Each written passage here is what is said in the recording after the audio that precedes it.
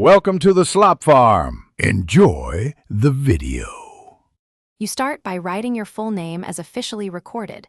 This matters because numerology uses exact spellings. Next, assign each letter a number using the Pythagorean chart. A through I equals 1, 9, J restarts at 1, so letters map consistently. Once done, make sure you include or exclude middle names and suffixes based on the method you're following. Different systems yield different insights. This step sets the foundation, so be precise. Small spelling changes change totals and the interpretation.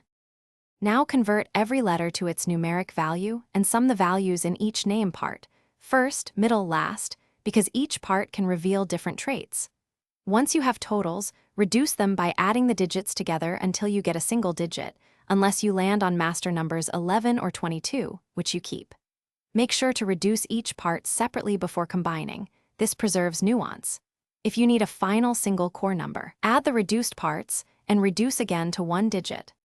Finish by combining reduced name parts when the method calls for a single name number, then reduce that sum to 1 digit unless it's a master number.